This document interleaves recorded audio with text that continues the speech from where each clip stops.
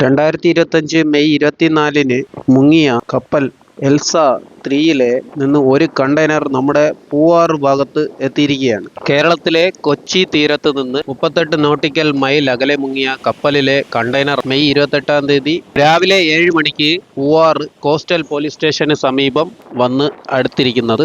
ഈ കപ്പലിൽ 84.44 metric ton ഡീസലും 367.1 മെട്രിക് ടൺ ഫർണസ് ഓയിലും കാൽസ്യം കാർബണേറ്റ് ഉൾപ്പെടെയുള്ള അപകടകരമായ ചരക്കുകളുടെ 13 കണ്ടെയ്നറുകളാണ് അവയിലുണ്ടായിരുന്നത്. മാത്രമല്ല 640 കണ്ടെയ്നറുകൾ ഇതിലുണ്ടായിരുന്നെന്നാണ് നമുക്ക് കിട്ടിയ വിവരം. കപ്പൽ മുങ്ങിയതിനെ തുടർന്ന് ഏകദേശം 100 കണ്ടെയ്നറുകൾ കരയിലോട്ട് ഒലിച്ചുപോയി തിരുവനന്തപുരത്തിന്റെ തെക്ക് പൂവാർ വരെ എത്തിയിരിക്കുകയാണ്. തേയില, തുണിത്തരങ്ങൾ വിവിധ ഇനം കണ്ടെയ്നറുകളിൽ ഉണ്ടായിരുന്നു. ഒപ്പം 2026 മെയ് 28-ന് ബുധനാഴ്ച പൂവാർ കോസ്റ്റൽ പോലീസ് സ്റ്റേഷന് സമീപം അടുക്കുകയുണ്ടായ ഈ കണ്ടെയ്നറിൽ പ്ലാസ്റ്റിക് പെല്ലറ്റുകളാണ് ഉണ്ടായിരുന്നത്. കണ്ടെയ്നർ തീരത്തേക്ക് അടുത്തപ്പോഴത്തേക്കും തിരകളുടെ ശക്തിയിൽ കണ്ടെയ്നർ തകർന്നു അവയിലുണ്ടായിരുന്ന സാധനങ്ങൾ പുറത്തേക്ക് ഒഴുകിപ്പോകുന്ന കാഴ്ചയാണ് കാണുന്നത്.